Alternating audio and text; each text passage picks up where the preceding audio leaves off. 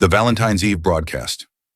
On Valentine's night, a man heard his own name whispered from his car radio by a woman he had never met. 3 days later, he vanished without a trace. His truck was still warm, his phone was still on, but he was gone. For more than 40 years, something has been interrupting radio stations across rural Colorado every February 14th at exactly 11:14 p.m. A woman's voice cuts in, calm and intimate, and speaks only one word. A man's name. Within 72 hours, that man disappears. No struggle, no witnesses, no explanation. It began on February 14th, 1979, in Pagosa Springs, Colorado. At 11:14 p.m., multiple residents reported their radios cutting out mid-song. Instead of music, they heard a woman whisper the name Martin. Not distorted, not loud, just close, like she was standing behind him. 3 days later, Martin Keeler, a 34-year-old snowplow operator, failed to report to work. His supervisor found his house unlocked, lights on, coffee still warm, boots by the door.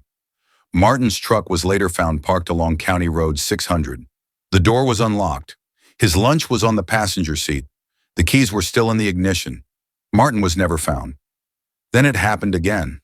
On February 14th, 1983, in Gunnison, Colorado, a country music station was interrupted at 11:14 p.m. Listeners heard the same voice whispering the name Daniel. 70 hours later, Daniel Frost, a 29-year-old forestry worker, failed to return from a routine patrol. His truck was found near a trailhead. The engine was off. The door was closed. His radio was still on, and it was tuned to the same station that aired the whisper. No footprints, no damage. No signs of another person, just absence. By the late 1980s, investigators noticed a pattern. Same date, same time, same voice, same outcome. A man hears his name. Within 72 hours, he disappears. The Colorado Bureau of Investigation began tracking the incidents under an internal designation known as Event 1114. Not public, not confirmed, just logged. Their records showed something disturbing. Every victim had been alone when they heard the broadcast.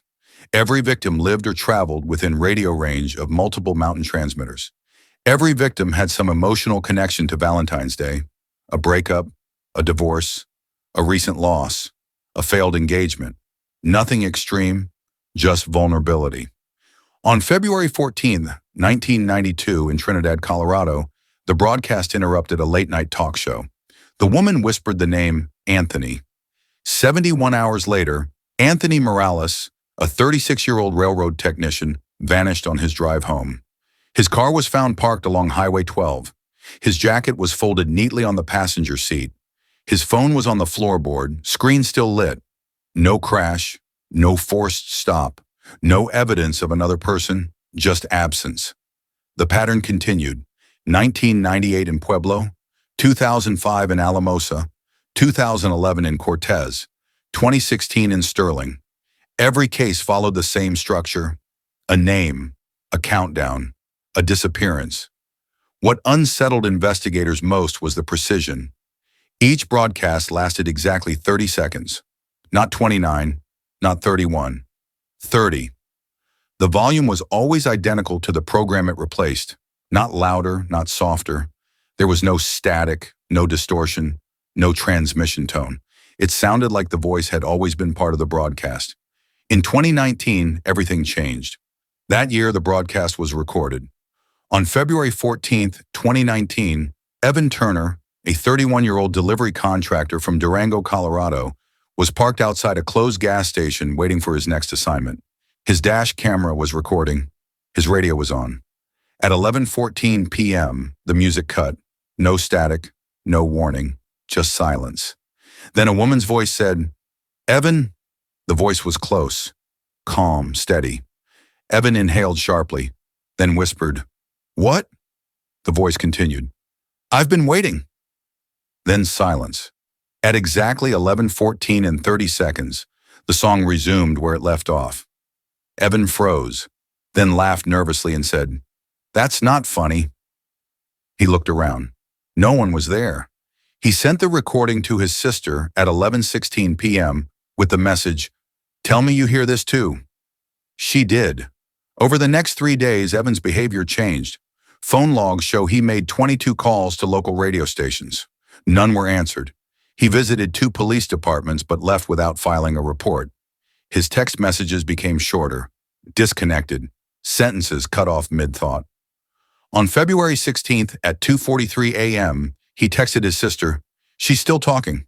When she asked who, he replied, "The radio voice." On February 17th, Evan stopped responding entirely.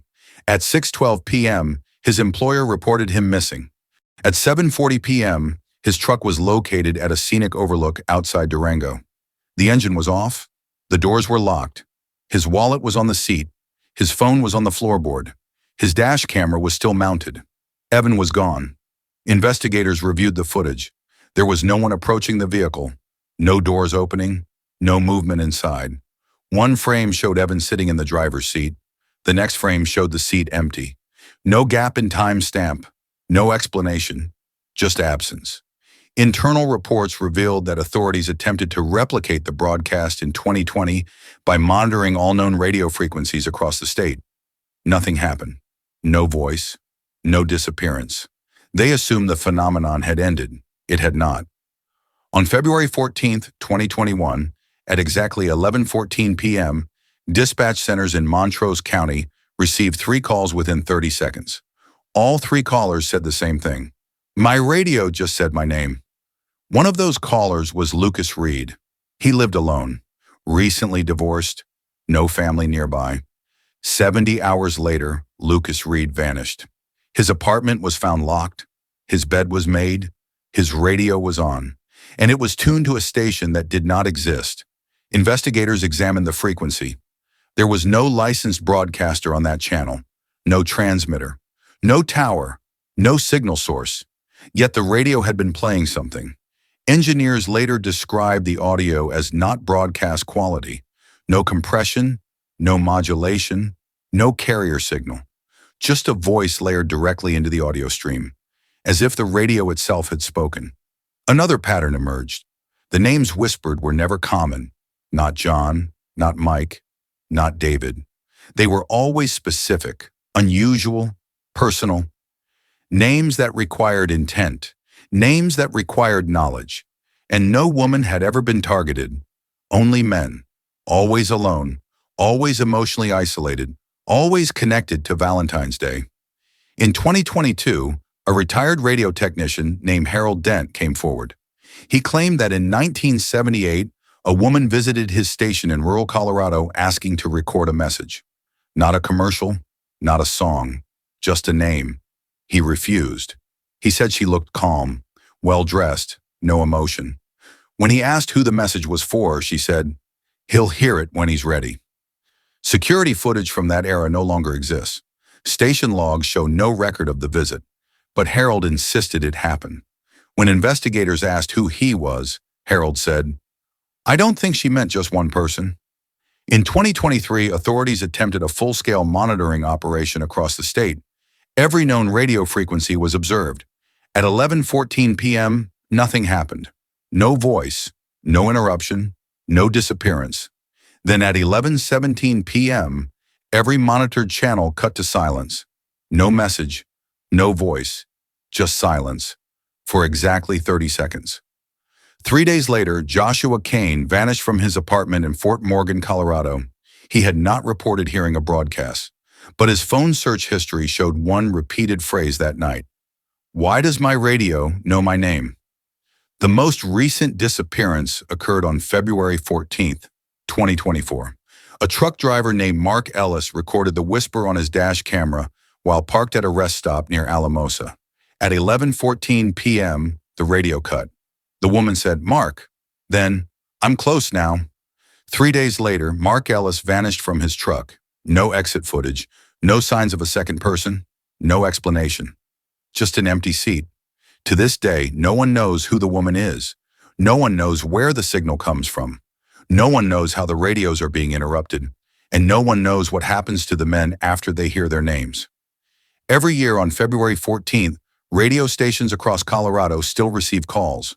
People shaken, people confused, people asking the same question. Did you just hear that too? Most years, nothing happens.